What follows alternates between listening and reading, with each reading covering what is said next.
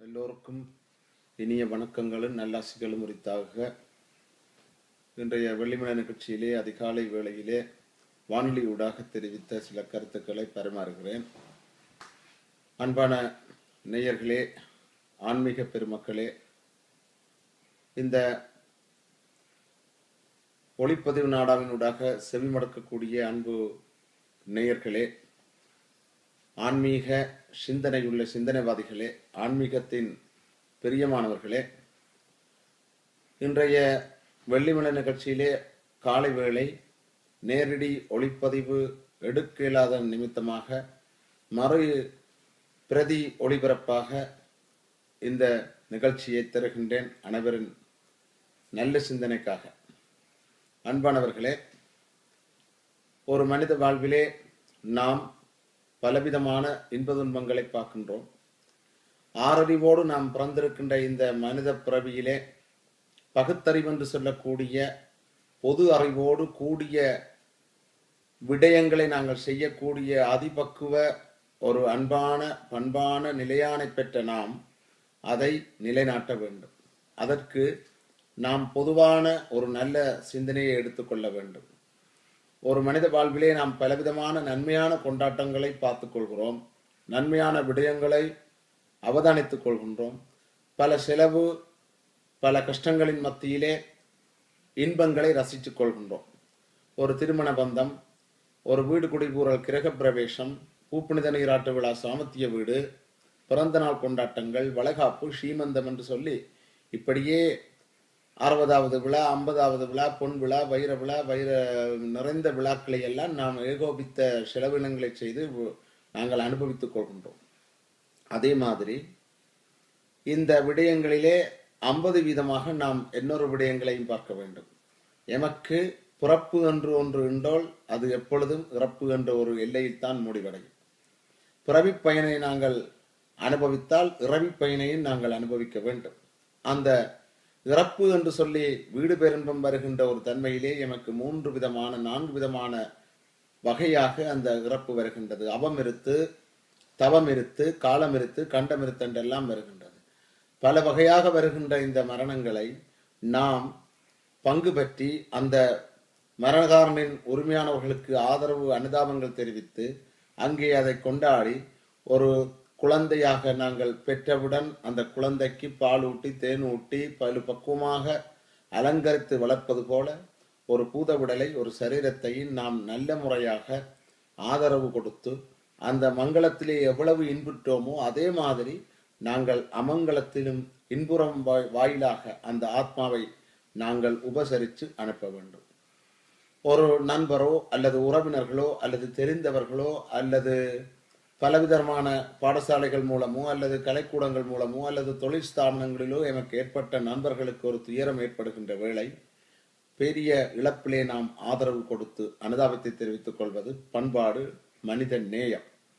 இதை நாங்கள் கட்டாயமாக கடைபிடிக்க வேண்டும் என்று இன்றைய நல்ல சிந்தனைக்குள்ளே உங்களுக்கு தருகின்றேன். மங்களங்களையும் நன்மைகளையும் இன்பங்களையும் நாம் எவ்வளவு கைகோர்த்து இன்புற்று கைகோர்த்து வரவேற்றுக் கொள்கின்றோமோ அதே மாதிரி ஒரு மனிதனது துன்பத்திலே யாவற்றையும் மறந்து பகை, பொறாமை, எரிச்சல், பலவிதமான பூசல்களை எல்லாம் தூக்கி உதறி எறிந்துவிட்டு நாம் துன்பங்களிலே கை கொடுத்தால் அது ஒரு பாரிய இன்பமான செயல்பாடு. பேரின்பம், ஆன்ம ஈடேற்றம் நிறைந்த ஒரு அமைதி பெறக்கூடிய பண்பை இதை நாங்கள் தெரிந்து கொள்கின்றோம். அன்பான நேயர்களே, டிஆர்டி வானொலி ஊடாக கேட்டு தவறிய அன்பு நேயர்களே, இந்த சந்தர்ப்பத்திலே நீங்கள் உணர்ந்து கொள்ளுங்கள். என்னவென்றால், ஒரு மனித வாழ்விலே நாம் பெறக்கூடிய அனைத்து பெறுபேறுகளையும் 2 வகையாக பிரிக்கின்றோம். ஒன்று மங்களம், 2வது அமங்கலம். இந்த மங்களம் 50% எமக்கு இருக்கின்றது, அதே மாதிரி 50% அமங்கலம் இருக்கின்றது. இதை இந்து சமய சம்பிரதாய முறை தெரிவிக்கின்றது. எப்படி என்றால், இந்த அலங்காரங்களிலே தோரணம் நாங்கள் பின்னி அலங்கரித்துக் கொள்கின்றோம், மாவிலை போட்டுக் கொள்கின்றோம். இந்த தத்துவங்களை நாங்கள் உள்ளடக்குகின்ற வேளை அங்கே இதை கட்டாயமாக நீங்கள் பார்க்க வேண்டும் என்று சொல்லி அடையாள சின்னங்கள் தெளிவுபடுத்துகின்றன. ஒரு மாவிலையை எடுத்து நாங்கள் உதாரணமாக பார்த்து கொண்டால், ஒரு மாமரத்திலே அடிவேரிலிருந்து ஆணிவேரிலிருந்து கொப்பு வரை, வானளாவிய ரீதியில் இருக்கின்ற கொப்பு வரை எமக்கு பிரயோசனப்படக்கூடிய மரம் மாமரம். அந்த மாமரத்திலே வருகின்ற பட்டைகளை மாம்பட்டை எடுத்துக் கொள்கின்றார்கள், மாஞ்சுள்ளி எடுத்துக் கொள்கின்றார்கள், நவக்கிரக ஹோமங்களுக்கும் இந்து சமய ஆகுதிகளுக்கும். மாவிலை, அதே நேரத்திலே மாம்பழம், மாவித்து அனைத்தையும் கழிவுப் பொருளின்றி பெறக்கூடிய ஒரு பெரிய பாரிய மா என்றால் பெருசு, மாபெரும், மாண்புமிகு, அங்கே மாட்சிமை தங்கிய என்றெல்லாம் வருகின்ற இந்த மாமரத்திற்கு ஒரு முதல் உதாரணமாக இருக்கின்றது. இந்த மாவிலையிலே நடுநரம்பு எமது வாழ்வு, வலது பக்கம் இருக்கின்ற நரம்பு எமக்கு தரக்கூடிய நன்மை காரியங்களின் அடையாளம், இடது பக்கமாக இருக்கக்கூடிய நரம்பு எமக்கு ஏற்படக்கூடிய தீம காரியங்களின் அடையாளம் என்று அர்த்தமுள்ள இந்து மதம் 3ஆம் பாகம் கூறி நிற்கின்றது. இது உதாரணத்திற்கு நாம் மாவிலையை முன்வளமாக குத்தி அங்கே வாசலிலே அடையாளப்படுத்தினால் எங்கள் வீட்டில் ஒரு நல்ல காரியம் நடக்கு வாருங்கோ என்று வரவேற்றுக் கொள்கின்றோம். அதே மாதிரி புறக்குத்து குத்தினால் அமங்கலமாக எமது வீட்டில் ஒரு துயர சம்பவம் இடம்பெற்று விட்டது, ஒருவர் வானுலகு சென்று விட்டார், அந்த துக்கத்தில் பங்கு பெற்றுங்கோ என்று சொல்லி கூறிக்கொள்கின்ற அடையாள சின்னங்கள் இவை. அதே மாதிரி தான் மகர தோரணமும். தென்னங்குருத்திலே நாம் தோரணத்தை பின்னுகின்ற வேளை பூமி நோக்கி பின்னி அடையாளமிட்டு அங்கே அலங்கரித்தால் பூமியிலே ஒரு நல்ல காரியம் நடக்கின்றது வாருங்கோ. அதே மாதிரி மேல் நோக்கி பின்னினால் ஒருவர் மேலுலகம் சென்று விட்டார், மோட்சம் பெற்று விட்டார், இயற்கை எய்து விட்டார், காலமாகி விட்டார், சிவமதம் அடைந்து விட்டார் என்று நல்ல தமிழிலே கூறுகின்ற மரணத்தை அடைந்து விட்டார். எனவே அதிலும் வந்து பங்கு பெற்றுங்கள் என்று இந்த அடையாளங்கள் நெறிப்படுத்தி இருக்கின்றன. எந்த மதவாதியும் சரி, எந்த சமூகத்தவர்களும் சரி, புறப்பிலே இறப்பை சந்திக்கின்றோம், இறப்பிலே பிறப்பை பார்க்கின்றோம். இந்த இரண்டும் மனித வாழ்வில் முக்கியமான இருபெரும் சம்பவங்கள்.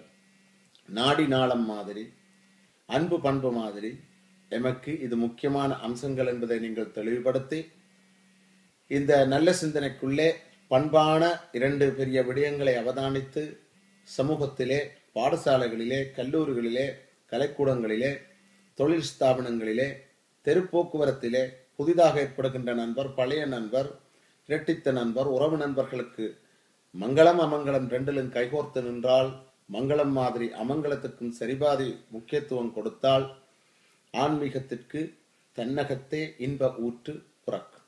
இது இன்றைய நல்ல சிந்தனையின் ஒரு அங்கம் என்பதை உங்களுக்கு தெரியப்படுத்தி, இன்று காலை இடம்பெற்ற வானொலி தொலைக்காட்சியில் தவறிய நேயர்கள், கேட்க முடியாதவர்கள் இந்த ஊடகத்தின் ஊடாக, இந்த ஒளிப்பதிவு நாடாக வருகின்ற இந்த நல்ல சிந்தனையை கேட்டு அதன்படி ஒழுகி நன்மை தீமைகளை வரவேற்றி இன்ப துன்பங்களை அனுபவித்து நாம் வாழ பழகிக் கொள்ள வேண்டும் என்று சொல்லி உங்களுக்கு நல் சிந்தனையை வழங்கி, அடுத்த சுக்கிரவாரத்திலே நல்லொரு சிந்தனையோடு உங்கள் எல்லோரையும் சந்திக்கும் வரை நன்றியோடு வணக்கம் கூறி விடைபெற்றுக் கொள்கின்றேன். உங்கள் அன்புக்குரியவர் சுதன் சர்மா, சுதன் குர்க்கலையா. நன்றி நேயர்களே, நன்றி ஆன்மீக பெருமக்களே, நன்றி இந்த 10 நாடாவின் ரசிகர் குழாமை. நன்றி, வணக்கம்.